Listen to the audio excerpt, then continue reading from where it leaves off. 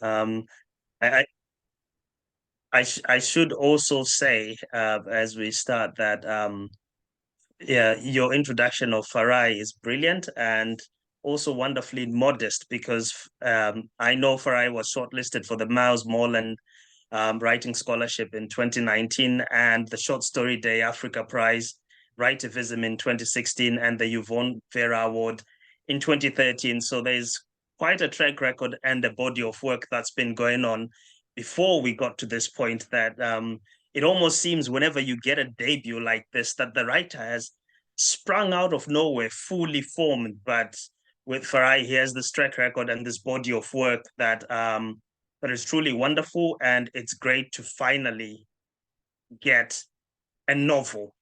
So I wanted to start this conversation, Farai, with I think the way we'll go about it as a debut is actually just to talk a little bit around the book itself and the process of how it came to be. So this is Avenues by Train. I would like to ask you for a start how you came about this particular title and tell us a little bit as well, because one of the things that I love about Cassava Republic is they do amazing covers. I don't know if anyone can see this properly, but you've got this stunning cover with a bull that's coming at you like a train and some splashes that could be drops of blood. Can you tell us a little bit about the cover art and the title? Yeah, thanks, Rhoda. Thanks, Tendai, for the kind words. Where should I start? Title or cover? The title is easy. I think because I started writing this in 2016, I think, and I just had Untitled for, I think, almost a couple of years. And then when it came time to think of a title, I had already done the Avenues sections, and I had this, I don't know how many, 20,000 or so words in the first part of the book that had to do with the train. And I was trying to think of those are the two main themes, the Avenues and the train incident. The very first title I came up with was Avenues by Train. And that was a working title for a while. And then when it came time to think of a proper, doing submissions and everything, title for it, I ran through everything. I did Google searches, I did all kinds of things. I think I shortlisted, brainstormed, got ideas. I think I got about almost 100 titles, just combinations of words to do with the main themes. And after it all, it just ended up, going back to Avenues by Train. It's the most brief, succinct, precise, and yeah. The cover is utterly unique as well. The title. Yeah. I think so. I have not come across, I've heard the phrase something by something, but I've not come across it in the form of a book title. So possibly a bit unique, somewhat. And then the cover, I as brilliant and beautiful as it is, I can't take credit for it. Cassava were generous enough. They gave me quite a lot of leeway to make my suggestions about the cover, what I wanted in, how I wanted it to look, what my motivations were, all of that. So there was a very detailed, very interesting process between me and the editor, Leila. And I also spoke, so Leila was the commissioning editor, but she didn't manage to actually work on the book with me. She came in right at the end and at the beginning. And then I worked with another editor, Mary. So I had a lot of input from her, a lot of input from Leila. And then, so Leila was almost my link with the Cassava designer. I gave them, I think what I can take credit for here is just the bull. The bull was, I sourced that, and everything else, the waves, the splashes of water, my idea of it was very different. I wanted a dark, ominous theme going there. And the designer, thankfully, was insistent on this. And I actually love this. This is brilliant. I don't know if the proof copy you've got has, can you see that? The inside as well. No, the proof copy doesn't have these, and that is the final version Yeah, this that is you've got. brilliant. This is the hardcover. So you've got this design flowing from the cover. You open out, and then it flows into the water inside. So it's really, yeah. And Oh, it's always a marker of confidence when a publisher puts so much thought and work into a cover. I'm glad they went with something bright and bold, because when you go into a bookstore, we've got the whole do not judge a book by its cover, but we all do, and you want something that pops and that stands out. And I can see this working really, really well in a crowded bookstore. So we've talked a little bit about this. Can you tell us something about Avenues by Train itself, the debut, this novel, before we go into the process of writing it? What is the story about? Tell us about Jedza and the world that he lives in. I always struggle with this because there's so many themes. Yeah.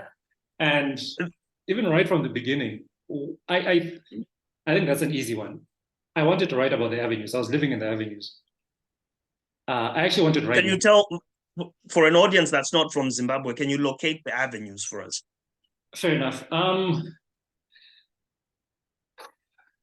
So the avenues is it's right next to the city, right next to the CBD. So it's a, and I Of don't know, Harare. oh, Harare, yeah. So I don't know whether to call it affluent.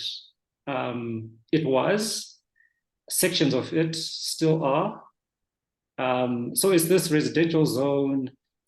There's a lot of complexes, apartment blocks, and the idea behind it, right in the beginning, it was where the British South Africa company, the colonizers, in short, that's where they set up house. That's where they set up shop. So their offices right in what is the CBD now, and then they had these almost townhouses, these bungalows in what is the avenues now, and a lot of them are still standing. And then a lot of apartment blocks got put up there. So that's the avenues. It's very, I think it still is affluent, shaded streets, proper avenues, branches, jacaranda branches, interlocking at the top.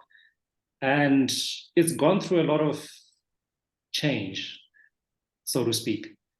Uh, as the country was going through what it is still going through, the avenues, like any other neighborhood, any other city, any other town, was going through what it was going through. And it so happened that the time that I was living there around, I think 2014, 15, 16, thereabouts, I could see these changes happening. A street changing right in front of my eyes. What's happening there? And I wanted to document that. And I started off as a nonfiction thing. I don't know how far I got, and then I realized, no, this could work as a fiction. So that was the genesis of it. But over the next, I think, 5-6 years, it's changed. There's so many motivations that have come up, and a big part of it was the decision to have the story start outside the avenues and have it be a migration to the avenues. That came up from I'd done a separate story set outside of Harare, which I think is now the first 3 or 4 chapters. That was a separate thing. That's in Miner's Drift. Yes, in Miner's Drift. And the book came together by combining the Miner's Drift elements with the latter. I think there were about 3 or 4 avenue sections. And then the majority of the work was blending those and then adding the other things, another 4 or 5 chapters after that. But essentially, it's a story about the change in the city, the change in the town, but focusing on this avenue's location. And you can extend that to the rest of the country. So it's more of a generalization by being specific. Yeah, and it's very well done. You took the words right out of my mouth there, because it's almost a microcosm of Zimbabwean society, and and what has happened in the last, say, 20, 30 years in the country. But one of the things that I find sort of like really interesting about the work itself, and you've almost alluded to it, is this novel is different from other Zimbabwean works of fiction that I've read and enjoyed, in the sense that formally it's very playful. It does interesting things. It can be challenging. Now, you've mentioned that you wrote the avenues parts, you wrote the parts in Miner's Drift, which is outside of Harare. um but it doesn't seem to me, and this is reflected within the text, that we have a linear story here. We have a story that moves back and forth in time and has these chronological, these temporal leaps that are going on. So the question is, did the form arrive first, or it's something that you had to work out as you were writing it? Because we're looking at from 2016 till, would it have been 2020 that you finished writing it, or 2021? Yeah, about 2021. Yeah. So about a 5 6 year period. 6 years, yeah. Um, it's I think what you mentioned, time. The time element was it's not linear at all. That's why you will see it goes back all the way to, because I wanted to write about a contemporary time, 2016, but the more detailed I got into it, the further back I went, because I had to explain why, give context basically to each character, whatever is happening. If I just say a combi stopped in the road, what is a combi? Where did it come from? Has it been there? Was it there 30 years ago? And give context to every little thing. And that's where the almost, when I bring in the politics, that's where the cyclical nature of time comes in, where I might write about 2016, but the same things were happening in 1984, the same things were happening in 1974, and same things were happening even at the inception of the state in 1890 something. So the time was never linear. And actually, one of the most difficult things to do was to order the chapters, because I had everything happening in different almost time periods, but at the same time. But then I could not obviously superimpose the chapters. So we had to stretch out and decide what comes first. So we settled on almost a, what's not linear, chronological order, but even that did not work. That's why we'll start off 74, I think 84, and then 88. We almost get up to 2016, and then it goes back to 1892. Then it goes to 1990. So, and the narrative flows as the time zones, the time periods jump all over the place. So yeah, it's not linear. It's what it is. I don't even know if it's half of it. Yes. I would describe it as it's almost like this hallucinatory, schizophrenic, frantic hodgepodge of events that almost that perfectly mirrors our national character. But Farai, at this stage, since we've said something about the form of it, and I would like for us to come back to this, could you give us a little short reading so that our readers who might not have had access to the text get a feel of the prose and your writing style? Any preferences? I like the opening train incident with Jedza and his friends, because that's what sets a lot of these things in motion. Okay, there's one. Where is it? Where is it?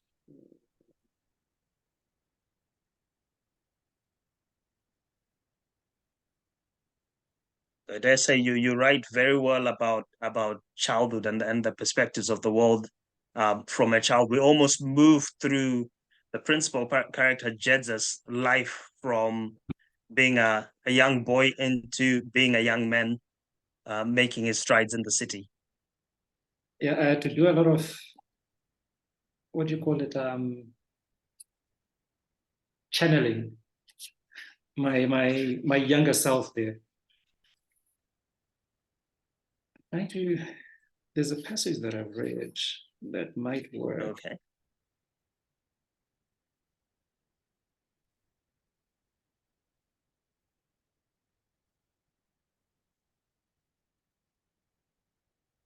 Okay, this is very short. This is almost like 2/3 of the page, but I hope it gets into the. So this is the main-ish character, Jedza, but at this time, this is he's about 10, and he's still going by the name Jerry. Jedza comes later. We pass by Takunda's dad's bakery to pick him up. He launches into us. You guys should have been here ages ago. Where were you? I've been waiting and waiting. Dalitso and I just exchange glances. We know he will calm down as soon as he is done acting like a little power-drunk bully. I ring my bell and look to the side, but keep Takunda in the corner of my eye so I can see his reaction. He mumbles something about his bell not working and how his dad can fix it, but he's getting him a new one instead. Takunda is so easy to work up if you know how. He's in a new red Spider-Man t-shirt, same as mine. I got mine first, naturally. Our cycles are the same color, red, because everyone knows red bikes go faster than blue ones. I have a rally that you can fold in the center, which is cool. Takunda has a rally too, but his bike is a chopper with the long handlebars and a 3-speed gear. It's not that I don't like choppers, but that long seat is just weird. Also, who puts a small front wheel and big back wheel on the same bike? When we eventually set off, after Takunda is done being angry, we pass a couple of kids from our school and he changes down his gears for no reason. Such a show. He thinks his bike is faster because of the little gear thing, but we'll see. Mine has a louder bell, and it works. Thank you very much. That makes me feel so nostalgic. When I was a kid, I had a small red BMX that I rode all over Bindura, which was a mining town, although a bit better than Miners Drift in terms of its economic outlook at the time. Thank you for that. So you've read that particular passage just about, riding bikes as kids, and it has that nostalgic quality for those of us that remember the 80s and sort of like the early 90s. One of the things I've found through the text is the writing changes immensely in terms of its tonality, its structure. I mean, we even start getting footnotes and verse and all these different elements coming in. So can you tell us a little bit more about the secondary characters? Now you say Jedza is primarily, and Jedza has this problem that's happened because his friends died and he has a problem with ngozi that trails him throughout his entire life. If you could just tell us a little bit about what ngozi is, what happened with his friend, and who are the people that he encounters as he grows up. So I think the simplest explanation for ngozi is a vengeful spirit. I'm not sure of the exact origins, but I think in our culture, it's one of those things that develop as a form of social management. I don't want to use control. Control is too strong. So outside of policing, like formal policing as we know it, there has to be a deterrence for people murdering each other or committing violent crime. And I think that's where the concepts of ngozi are. So ngozi is you kill someone, that person's spirit will come and haunt you and seek atonement. And if you die, it's that same goes. If you die before you atone for this murder that you've committed, that ngozi passes on to your kin, your children, your family until they atone. And I don't know if it came across as it was supposed to be subtle, but there's a parallel between what we need to atone for as individuals or as individual characters in the story, and the national atonement that is needed. I know our nationalists love dragging it up every time, towards heroes, holidays, and all of that. Usually when they're deflecting from what's not happening right in the country, then they'll go to, oh, there are things we haven't done. There are comrades left in the bush. We need to atone for the wrongs that were done. But anyway, that's almost like a national ngozi going on. With Jedza, and I don't know how far you want me to go with it, because he's got quite a long string of almost secondary characters that go with him. But just from the scene that I've read, those are his childhood friends.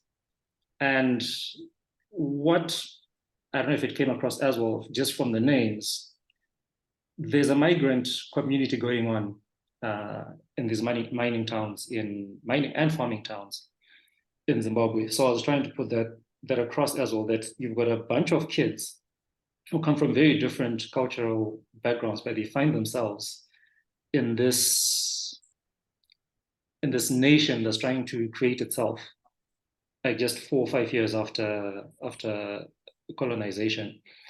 And they're just being kids, but they don't know that what they're doing is going to have all these profound consequences on their lives. So Jedza drags Takunda, he drags Dalitso, and that tragedy happens.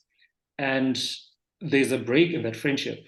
Those kids only feature in the second chapter. And that's it. That incident just nullifies all of that. And then Jedza goes to school. He's got a whole bunch of new friends as well. And the one that he picks up from there, as boys tend to, is one that he has actually an antagonistic relationship with as kids. He happens to be the one that that stays around. And then there's also the dynamic that happens. I'll just stick with the kid I'm talking about. The character now is nevertheless, and there's a very familiar relationship that he has with Jedza between the two of them, where it begins as an antagonistic relationship, and then it's almost as if they're the only two. They have each other as they're growing up, despite their differences. And then there's the comparison of their fortunes that's going on in their early 20s, and how there's that reversal at the end. I'm trying to say this without giving too much away. But yeah, in Jerry's relationships from when he's a kid, as he goes through into his 20s, that's the gist.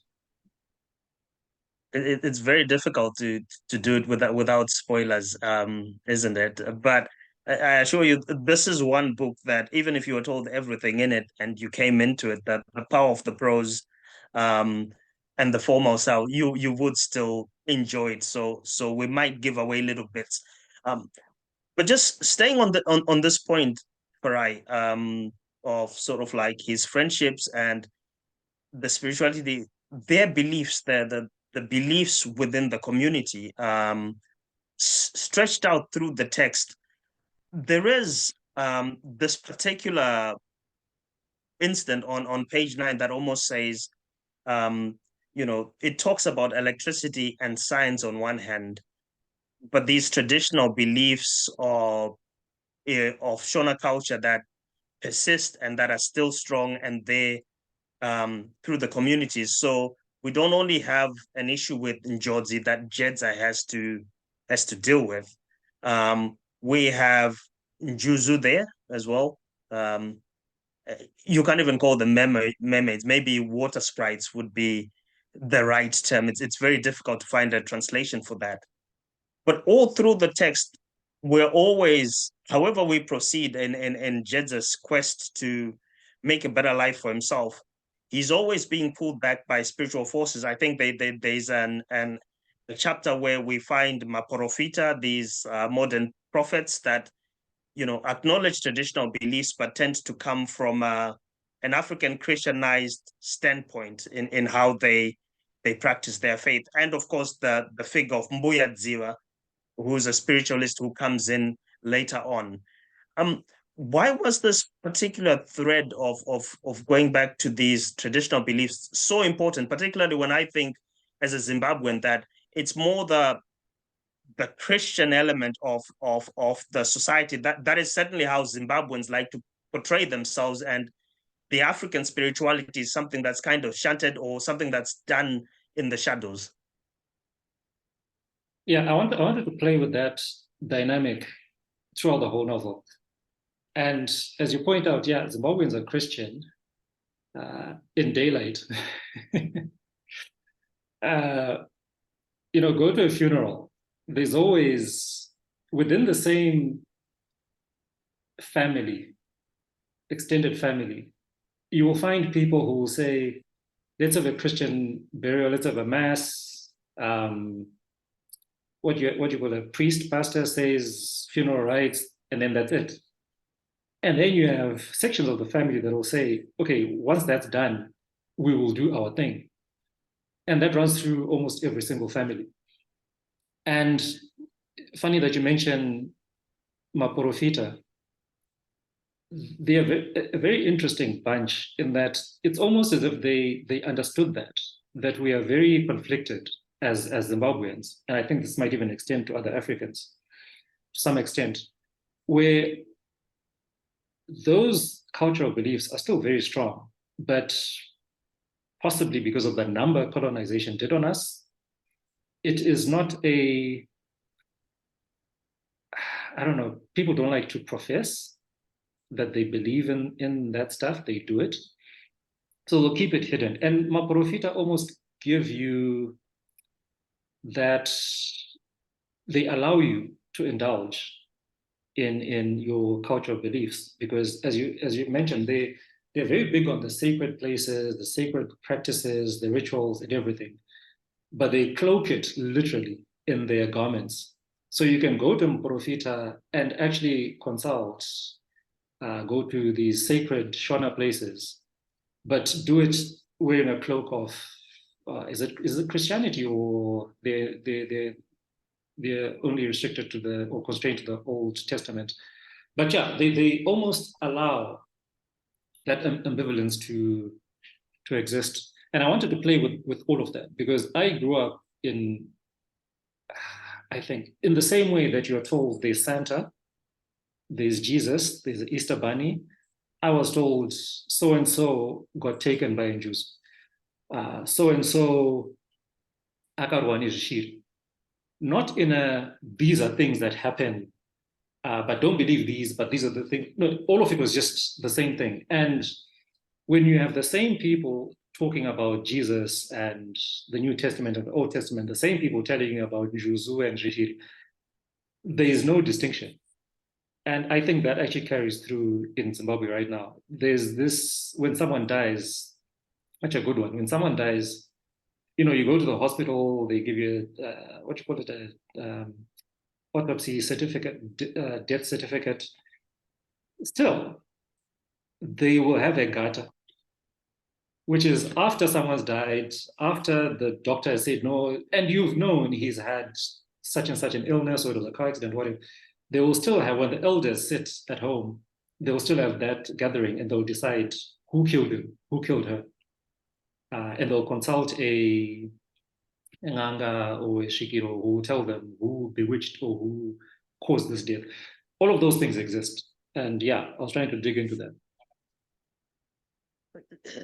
Very interesting, because again, I go back to this word which might be the wrong way to term it, especially with contemporary sensitivities towards mental health. But it's this schizophrenia, this pulling apart of different perspectives into a hodgepodge. I get the sense within the novel that we never quite settle into a particular worldview or particular perspective. And it seems to me, and you may correct me here if I'm wrong, that you're almost suggesting that one of the reasons for the chaos and issues that we find within the modern Zimbabwean state is because of these unresolved issues that kind of linger side by side, that are almost tugging the nation from one side to the other, and the nation hasn't quite decided yet what it wants to be. Yeah, yeah. There's a lot of conflict. There's a lot of conflict. I'm trying to. Sorry, I lost my train. Just repeat that. I was trying to come at it from a just the last bit, the last question. Yeah, that the nation hasn't settled onto settled down into what exactly it wants to be, because it's being pulled by these different forces, these different cultural beliefs and elements, the Christian beliefs, the traditional beliefs, science versus religion and things like that, that we haven't settled into an identity of who we want to be as a Zimbabwean people. So to use the example that you've made, that on one hand you will have a result from the doctor as to why a person died, and the next thing you go to find a more traditional explanation, and that at a national level, and this comes in the political sequences of the text, that that is not just going on at a personal level, but at a grand political level as well. Yeah. I was not trying to give answers. And the quote I was looking for was what I was going for was, after reading this book, whoever reads it has better questions. So when I look at the main theme, the religion, the nature of time, that's schizophrenia, schizophrenic time. There's also the liturgical time. There's those conflicting themes between the liturgical time, the capitalist time, and this what's the daily diurnal time and annual, the seasonal time that we use, that we've used. There's all those conflicts, and there's no right or wrong. That's why I will have different characters, different scenarios driving these conflicting themes from all kinds of angles and to varying, depths. And the reason is you're not supposed to come out of it thinking, oh, Farai has written a book that proves that njuzu are real. Farai has written a book that proves our cultural practices, our, the Bira ceremonies and all those related practices. Oh, this is what we should do. That's not what this is about. This is about interrogating what those are about, why we do them. And it's different epistemologies, and you get to interrogate why do they exist, how do they exist, and that conflict is real with Zimbabwe. It's like we're stuck. We don't know where we're going, why, because we took over a system that was never meant to work. It was never meant to work for us, socially, politically, economically. It just doesn't work. It was never meant to work. And we're grappling with those things. Do we forge on ahead and do ESAP Part 10 and globalization this, or do we go back to a primitive, as they want to call it, uncivilized way? Whatever, there's no answers. It's just, this is what has happened. What we're experiencing now is happening because of these things that have happened. Ask better questions going forward for how you live your life, I think. This history, these questions, you've left me with a lot more questions now. Because one of the most interesting passages within the text is the visit of a certain Norman Jeffrey Oswald Moffat. And in there, you almost get the sense of the figure of, I don't know if you've read, you've certainly come across Mary Shelley's Frankenstein, and Victor Frankenstein, the creator of this monster, coming back and looking upon it to see what it is, and this coincides with, I think, the Queen's visit that was due then.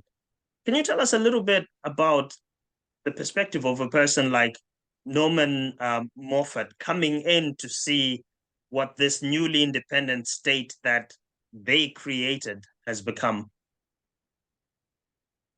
So that character he was a very difficult character for me to write. Initially, because I think he's the only white person in the book. Yeah. um, Actually, yes, he's the only white character with actual dialogue that engages with the other characters, and he's an echo. I forget what chapter that is. That is I think 9-8. There's a chapter before that goes back to 1892. With Lord Five Fingers and Exactly. the South Anglo Company. Those bumbling buffoons with their brandy and whiskey and cannons. NGO Moffat is an incarnation of that whole club of mercenaries in the BSAP, and he comes in as pompous. I wrote him almost like a caricature because I had no respect for him. And then, funny enough, there's a friend of mine, Panache, had to look at it, and she was like, "No, this guy is too much of a. You've written him as too much of a caricature, which it actually lends sympathy to him because I think anyone who reads this will feel you've done him. He's been hard done by you." And then, interesting, the editor I worked with, Mary, was like, "No, he's good as a caricature, but let's work on depth to his caricatureness." And that's why he comes off as he is. He is almost a Boris Johnson, 20 years, 30 years earlier, straight from Eton, coming in and just sniffing the air. Why am I here? Where are the girls? Let's have a party. Mom is calling again. Can she just put money in my account? Really, that's that type of character. And he's a representative of just the attitude that we were colonized by. He's an incarnation of his forefathers who came in and just looked around and thought, I want this. I'm entitled to it. Who's going to stop me? And that's what that character is.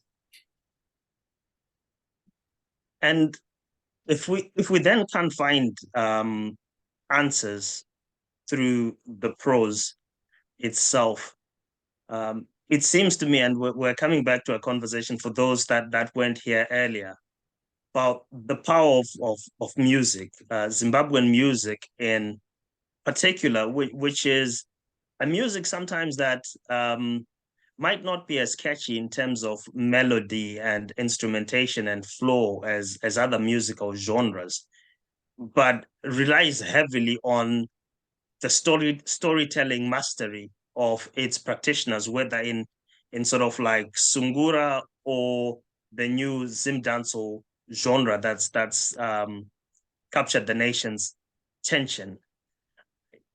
Thinking about the musical bits within the book, there is a lot of this meta type stuff going on, and we do find some lyrics in there, constant references to songs, etc. Why is there so much, and why was it important to tell the story through music, in especially since you're working in prose? The novel itself is a fine form that could do something similar, but you seem time and time again to lean on music to explain certain things that the prose isn't able to. I think I was trying to make up for not being able to play instruments, for not for being a failed musician. I think this was my attempt at redemption. No, I like music as the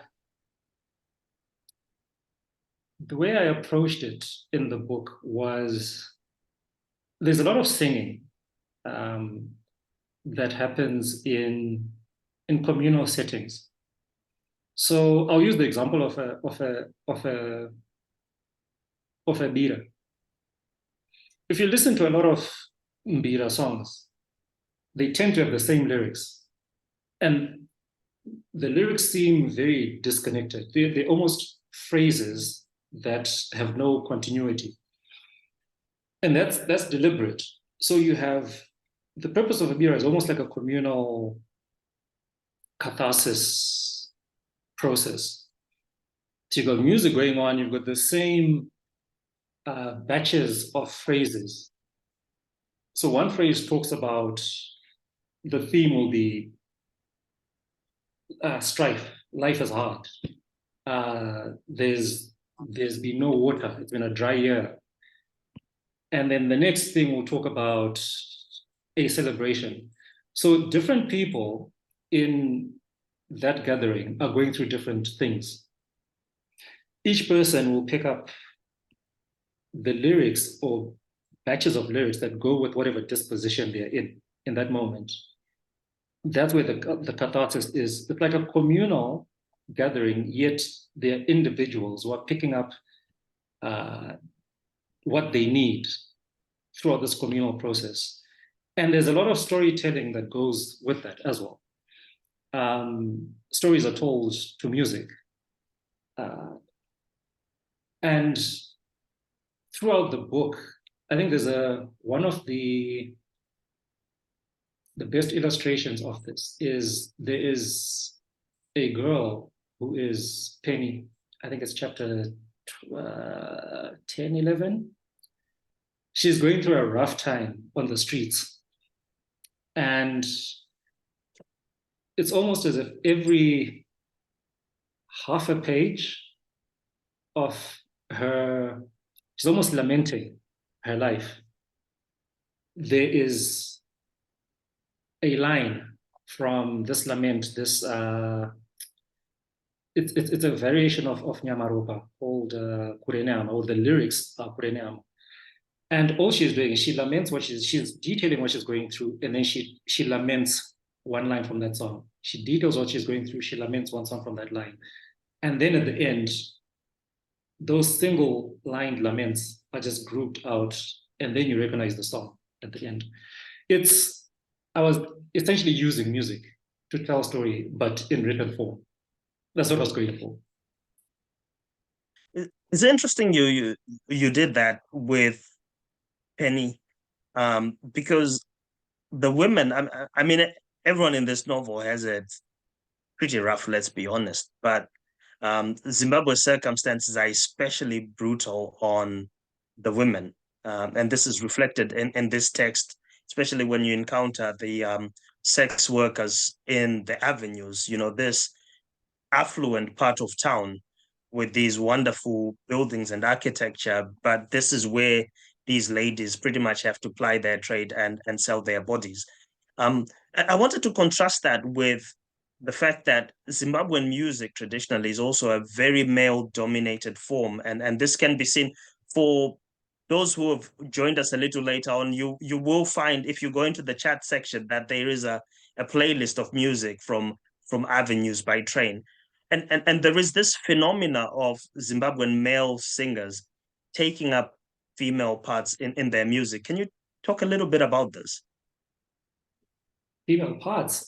What I remember of that is, these bands that would play, probably still do, because I grew up in the farms, so you'd have this like farm band, and there's a lot of dialogue in it, usually about cheating, going to bars, and then the lead singer has, vocalizes the female parts. I don't know if that was because women in general, if it was said that Urimskanawe band, that was like a taboo thing, you're looked down upon, because if you're in a band, then you're prostituting, then you're going to bars, and there's a negative connotation. I mean, connotation. It's just there's negativity attached to the profession of sex work, prostitution, and there's that strong association with female singers. Maybe that's why the bands do that. But yeah, women will have it rough. I don't think we need to go into why or how. It's that's how society is set up. But the way I wanted to portray that is not in a how do I put it? it's not in I did not attach negativity to the work that these women had to do or have to do.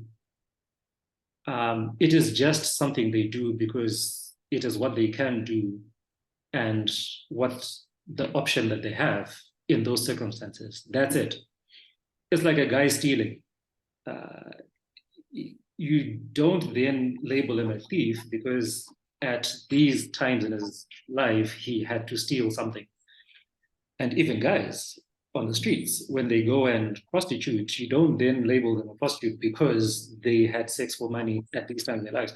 That's what I was doing with these women. And it is a very thin line to walk, but I think it came off well. It was just, that it is not ooh, they're prostituting. It is just, oh, this is what they're doing. So you will have the sex workers, the girls selling sex, the guys selling what they're selling. That is just commerce. That's what's happening. And incidentally, that is when I was saying this story came about when I was living in the avenues.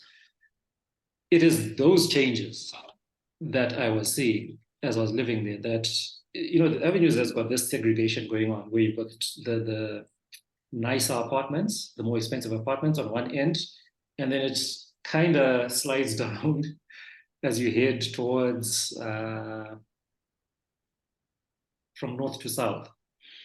And you would see the vending, the sex work shift around from the less affluent sides and start creeping up. And those are the changes that I was going for as well. Because we're saying, and I hope I've got my geography right of the avenues, because on one side you've literally got the State House, which is where the man himself, the president, lives.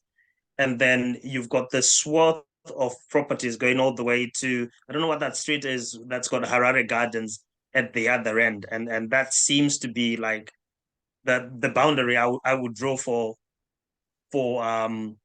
the avenues. And so you've got wealth and power literally on one side, embodied by the State House and those fancy flats where they say the intelligence officers live to protect him. And then you've got the rest a little further down the road. But certainly you get the sense that these characters have their own agency, that circumstances are different. As an African writer, I'm sure you've had these endless debates on poverty porn and all the rest of that. But it seems to me that what you were attempting here was to depict people's lives as they are without that element of, it certainly doesn't feel like a text that was written for an external audience. I think as a Zimbabwean reader, and I can get that there are elements that are so culture specific that if you're not from the Zimbabwean culture, they might just fly right over your head and you won't notice they're there. Yeah, this book was written specifically for Zimbabweans. But interestingly, again, that notion of generalizing by being specific, I've had a lot of Africans say, this is my country. And not some of the things are funny. And, politicians, fucking up and all of this. But it's not just that. It's for instance, the dialogue between the parents, the dialogue with the mother and the children, and how the sexual interactions go on. There's a lot of similarity in how we interact as a people. And poverty porn, it is a thing. I don't know if it's still what it was, where if you want to get published, you have to put a fair amount of, the kid, as Trevor Noah put it, the African kid with the fly on his lip. But there's no way of talking about writing a contemporary story on Zimbabwe without you talking about power cuts, queuing for money, not having stuff on the shelves. You can't. But also again, as you said, as you alluded to, there's a way of writing it where those things become incidental, I guess, to the narrative, where you don't make them the narrative. There's a narrative that's going on. This guy is going to the shops, he's going to do this. As he is doing that, he has to look for money. As he is doing that, he doesn't find what he's looking for in 4 shots. And yeah, that's how I've done it. But I was not trying to eliminate the poverty. It is there.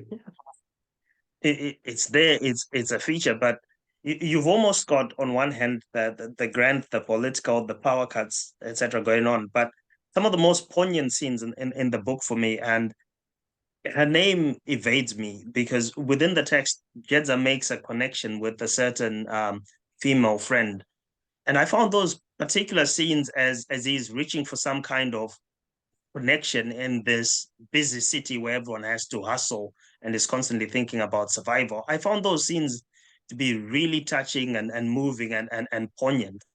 So perhaps if we could narrow this conversation down before we open it up to a Q&A about the process of writing about the deeply personal, the small mundane things, the things that make life worth living, which is having one another even in difficult circumstances. Yeah, I think the character you're referring to is Loveness. Yes. Yeah, it's that was also a difficult one because the easiest thing would have just been, oh, Jedza and Loveness meet and they have sex, or Jedza and Loveness meet and they have an affair.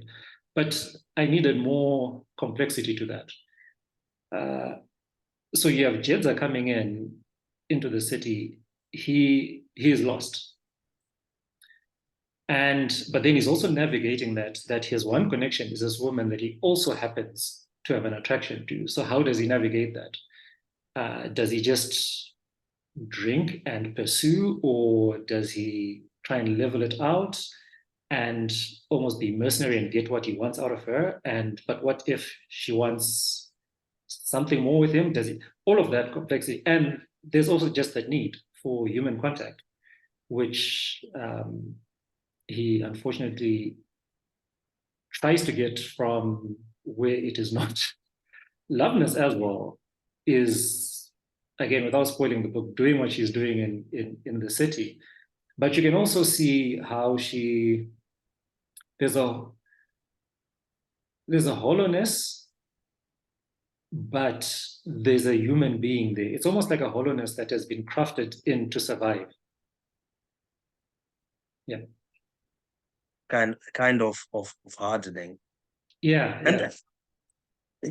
at this stage, we've talked a bit, but I remember when I got a copy of Avenues by train, and as I was reading it, I was desperately trying to pin down your influences, and each time I thought I was close, they evaded me. You're doing something unique that I certainly haven't seen before in Zimbabwean fiction. Um, But I know no writer comes out of thin air. There must be something there, writers that came before you that were doing interesting things that you enjoyed. So perhaps you could give us a few of those. What sort of books did you enjoy and what helped you craft this particular novel? So there's what was my influence, and then there's what I got during, because we edited this book for about a year with my editor. So the process would be, we go through a chapter, and then she gives me feedback about what my intentions are, almost like a conceptual editing thing, what I'm trying to do, and then she'll give me ways of, or she'll point me in the direction. I think you're trying to say this here. This is fine. I think you're trying to say this here. Maybe try this here. Maybe try this. And then she would recommend 2, 3 books, and I would read those 2, 3 books, and then rethink about this chapter that we're working on. So there's all of that, there's a lot. There's a lot of books. And which ones were those? You've whet my appetite. If you could give us a Um, couple. so there's the chorus, there's the 1890s chorus with the colonial guys. There's a whole, I think it's a page and a half. It's almost like a poem. So it reads like a legal document, but there's also rhyme to it. It's almost written in meter. There's a, and I hope I don't mangle the name. I Is know that with the culture. military band, the Anglo Whereas Company? there's Yeah. a page enough that starts with whereas it's like the contract between the colonizers and Lobengula. And it starts with whereas. And the main inspiration from that, there's I think she's Native American. Her name is Leiling Soldier.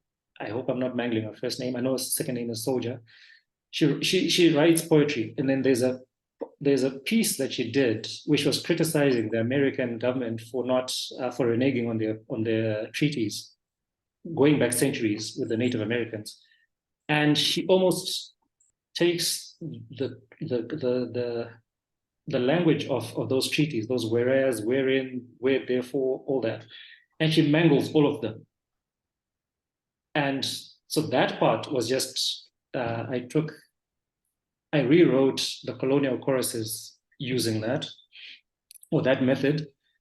There's a part in the avenues where Jedza starts picking up, it's almost the scent of his sister in a way. And what it is his sister, there's a long association that his sister has with water. And then he starts picking up this dampness, but it's like a multi-sensory picking up. He's seeing water, he's feeling water, he's hearing water. And so my editor goes, "Oh, this sounds Proustian." And I was like, "Proust? Yeah, Marcel Proust." I'm like, "Oh, okay." And he says, "No, Marcel Proust, like, read this." And then he's got that piece that he Marcel Proust talks about with the lemon, I think it's lemon cake, where he talks about petrichor, where this kid, this adult actually tastes a certain, he takes a bite out of, I think it's some lemon cheesecake or something. And he has this Proustian moment, so they call it, where it instantly transports him back, and he's narrating it as he's tasting this in his mouth. It takes him back to his childhood. He's 5 years old, he's in his grandmother's kitchen. She's just baked, she's come in, his siblings. He has this whole moment, all of it. He hears his grandmother, he goes back to this time, he can smell the kitchen, he can see all this. And that happens because he takes a taste of this delicacy that is exactly the way his grandmother used to make it. Excuse me. That's right. So that's Marcel Proust. My influences, I think the main one is Stanley Nyamfugudza, I discovered him late in life, and I think he gets overshadowed by the bigger writers, the Marichiras and Pinocchio and them. But I like how this avenues by train, it's very similar for me in Nyamfugudza's protagonist's journey and the non-believer's journey, and especially the way he writes his bar scenes. And I actually noticed this in retrospect. That was not my intention then, but I've got two main-ish bar scenes. The first one in Miner's Drift is very similar to Nyamfugudza's Machipisa bar scene in the beginning of Non-Believer's Journey. And then there's a later scene, I think it's in either Mutoko or Murewa, whichever fictional town he has his later bar scene. I have a scene in the Tipperary bar in Harare, which is similar to that. So I like those. I think it was somewhere in the back of my mind that I could write bar scenes like this. You're the only Zimbabwean writer I've had mention Nyamfukudza ever. I can't think of anyone who's ever referenced him. Well, thank you so much, Farai, and I think you've given us quite a perspective of what you're doing, which is really unique and doing interesting things with form and style and voice. And for that, we're also grateful to a publisher like Cassava Republic. I think kudos to the independent publishers on the continent who will take on such daring works. And I'm sure that there will be an audience to enjoy this. But for those of you who've been listening in, I open this up to a Q&A now, where Farai is all yours. You can ask him anything you want about him or his work while we're still here? I think, Rhoda, if I'm correct, we still have about 15, 20 minutes to go. Exactly, yes. 15, 20 minutes. Thank you.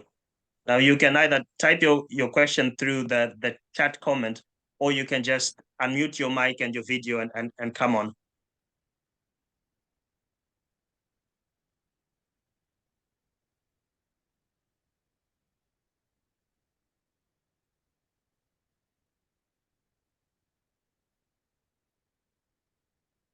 Or have we put everyone to sleep?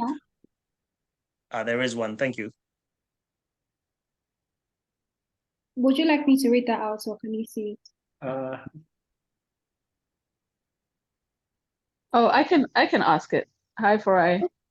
Hi, Jedza. How are you doing? Good. How are you? Okay. Yeah. So I like your story is set like in parts in the 80s and 90s, and that's about the time that I grew up. And a lot of the things that you wrote, I look back and I was like, oh, I didn't even remember this. Like there was one with a ghost, Penny. I think Penny the ghost. Yeah, I remember. Like when I saw it, I was like, oh, I remember this. So can you talk a bit about how you researched the past, and then also I know you talked about Proust and memory, but how did you also revive your memories of that time? Because of course if you're around my age, you're probably very young at the time, so some of the things that happened, like the ghost of Penny, like we didn't really know what was going on, we just knew that it existed.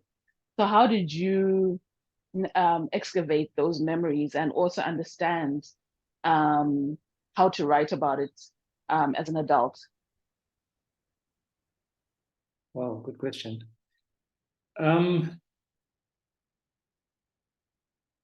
The 80s and 90s, I just spent months in the National Archives.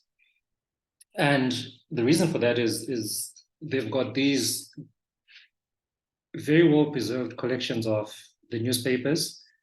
So it's also easier in a way, because remember in the 80s, there was just the Herald, which became the Sunday on Monday to Saturday, and then it became the Sunday Mail on Sundays. And then there was Parade Magazine, Motor Magazine, and then the parliamentary debates, the Hansards. And that was almost it. So I just spent months just going through Parade Magazine, 1980, January to December, 1981, January to December, all of that. And as I went through that, I actually was surprised at how, because we always had, I think the reason is we always had newspapers and these same magazines at home. So there was a almost jogging of my memory back to when I was like 5, 6, 7, 8, 9, 10, just from reading these newspapers. So I would look at the adverts, just the type, the layout. Oh, and the other resource is these archived videos of the news. All of that almost transported me back to that time. And I think in that process, that familiarity of the adverts I was seeing, the news articles, even things like those cartoons, Tony Namate and Farai Mudzingwa, all of that jogs my memory. And a lot of the incidents, I actually realized I would know, I had a childhood understanding of them. And then encountering them as an adult now allowed me then to understand them as an adult. So a very funny one is, I remember the story that I'd, in quotes, known my whole life about a guy who stole, I think his name was Paweni, and the story was he stole a train. That's what I remembered of it. And I'd always thought back to the story, like, how does someone steal a train? It runs on rails. Where did he take it from? And as I was going through those papers, I saw the name Paweni, and this story happened in, I think, 82 to 83. The actual story was we had a drought. The drought led to a famine, because we have one every 10 years. So the 1980 drought, 80-81, and there was famine, and then we imported grain in 1982-83. And then some guy called Paweni, he got the contract to import grain on behalf of the government. And he just stole a lot of money, didn't deliver grain. That's what the story actually was. But I got it as, and he would steal even trainloads of grain or double invoice. And that was the actual story. But going back to those sources, the newspapers and all of that, that jogged my memory. The things that I almost knew, but were just somewhere in my subconscious. But yeah, it was just research, National Archives.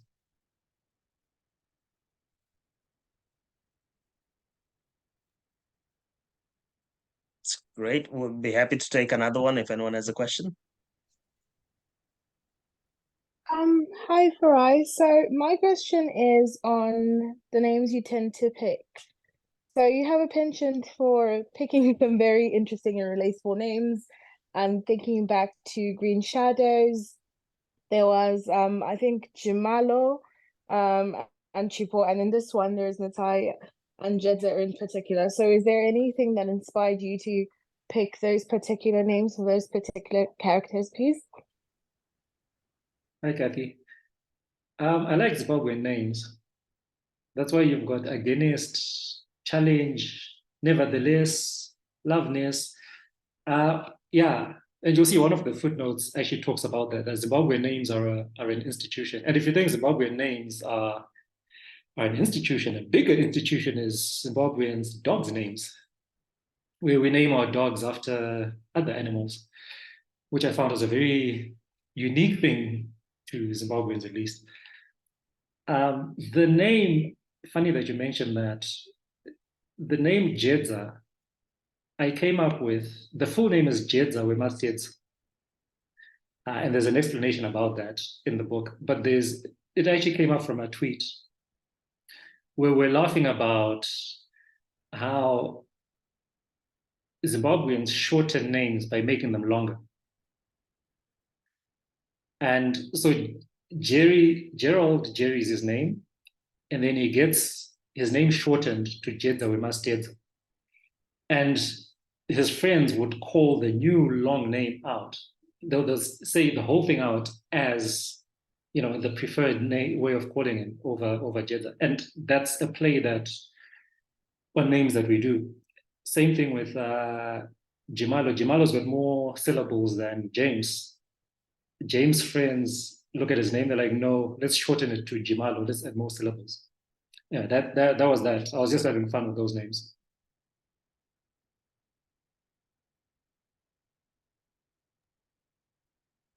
Thank you, Kathy. We have time and room for a couple more.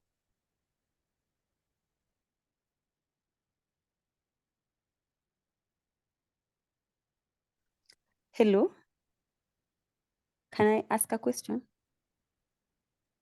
Please go ahead, Lorraine. Oh, okay.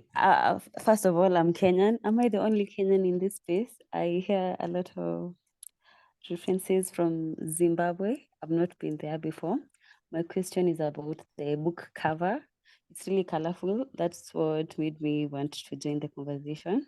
So I wanted to ask, and I'll make an effort to read the book. If not, I'll share it with more people who love to read books from the African continent. Yeah, I wanted to ask, what was the motivation for the book art, the cover art, the colors?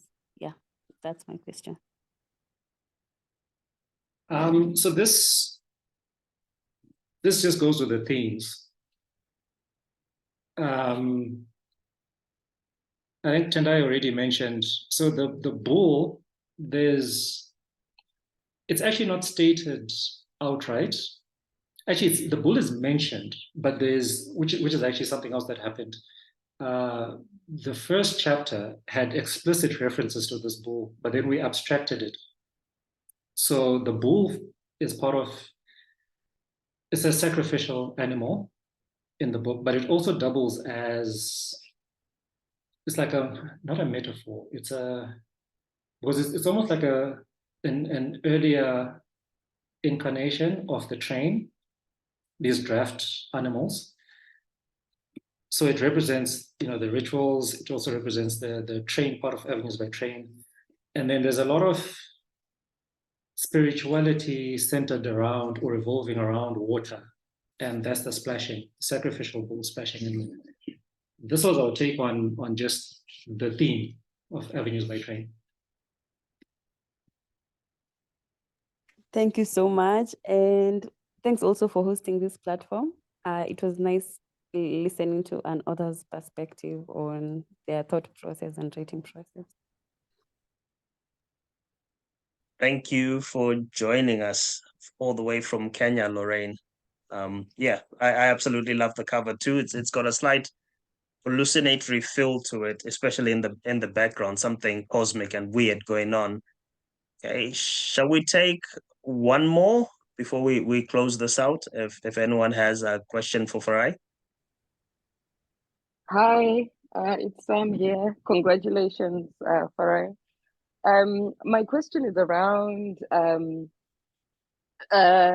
language usage that sort of ensures that you're not twirling for the white gaze. Because as a writer myself, I often come across that concept that, oh, if you write in this way, you're probably writing for the white gaze or a foreign audience or whatever. And I just wondered whether you experienced any challenges in trying to ensure that you kept your prose quite sort of Zimbabwean focused and not for sort of other people, like other people's gazes, like the white gaze. Hi, Samantha. Hi. Yeah, I actually was not trying to fight that fight this time around, because I figured the book is already in English, so I've already lost that fight. I think I understand, or rather, I've encountered the issue that you're talking about. A form of it is, so the book is in English. What do I do with the dialogue? Because one thing you'll notice is every single character outside of, I think, what's his name? NGO, Moffat, everyone speaks in Shona. The dialogue is in Shona. And I think the question then is, so do you leave the dialogue in Shona? Do you italicize it in English? I chose to keep the dialogue, or rather, the dialogue is written in English, but it is translated. The dialogue is originally, the characters carry out the dialogue in Shona, and then I translated it to English, but I did not translate the form into English. I kept the Shona form of the dialogue, if that makes sense. That's why you'll find when you read the dialogue, if you read it, I hope this comes out right. If you read it in English, but you understand it in Shona, or you hear it in Shona, you will get the meaning, if that makes sense. Right. It does. Yeah. Thanks. But Okay. yeah, and you'll find there's also a big difference between the narration and the dialogue as well. The narration is very straightforward English narration, standard English, but the dialogue and the internal dialogues are very much in African thought and language and form. Great. Thank you. Thank you for that. And can we have Farai G. Lumbura, who had his or her hand up for a final question before we go? Thanks, Tendai. It's a ye. Thanks so much. Mine is not a question really, but it's a comment to say, first of all, I haven't yet received the book in Zimbabwe, but I'm assured, Farai assures me that it will get here soon.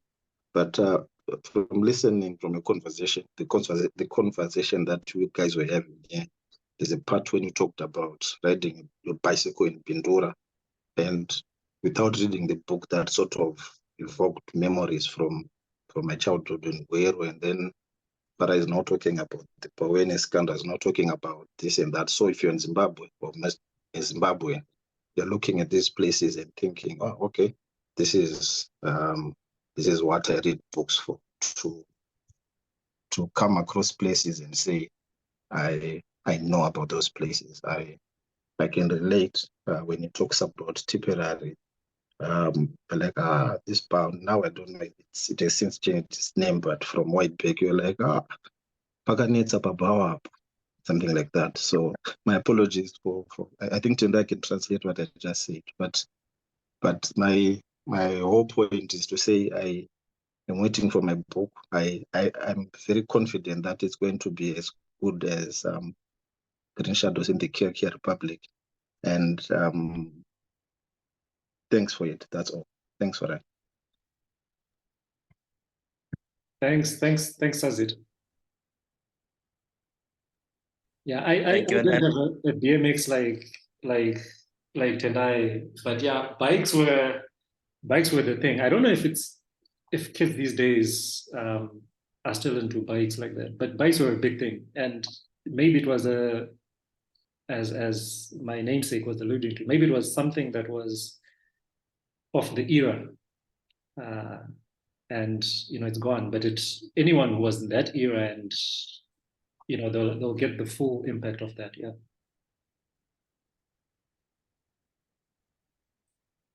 Absolutely fascinating. And for those who don't know, Tipperary, it was a happening nightclub in Harare once upon a time. So here we are. Thank you so much for this fascinating conversation, Farai. The book is so rich. There is so much in it for the reader, and I certainly hope Cassava Republic gets those copies to Zimbabwe as soon as they can. I don't know if you'd like to see us off, Rhoda. Yes, sure. So that brings us to the end of these virtual chats. Thank you so much to everyone for joining in, especially all of you that have stayed until now. We're so grateful for your time. Thank you, Tendai, for thoughtfully engaging with the text and leading such an insightful conversation. Thank you, Farah, as well, for sharing all we need to know about the book.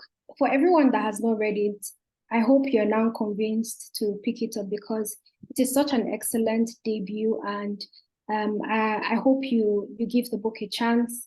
We also encourage you to support the author, support Cassava Republic by buying the book, obviously, sharing it with your friends, reviewing it, reading it, and also very important to encourage your local bookstores and libraries to stock the book. And keep talking about it. Like I said, it's an excellent book and it deserves to be in as many hands as possible. So please read it and tweet at us, share your reviews, and we'll be looking forward to hearing from you. So like I mentioned earlier, Avenues by Train is available to purchase on our website, as well as Amazon for now. We're talking to 2 booksellers in Harare at the moment, and we're trying to finalize when the books will get over to Harare, but it's going to get there definitely. And also in South Africa as well, for anyone, the book is available through our partners, Jonathan Ball. So thank you again for joining us. This is the stunning cover of the book. Like Farai mentioned, the inside as well is really good. So I hope you get yourself a copy. So that'll be all from us. Thank you again. Good night and happy reading. Thanks, Rhoda. Thanks, everyone. Bye, everyone.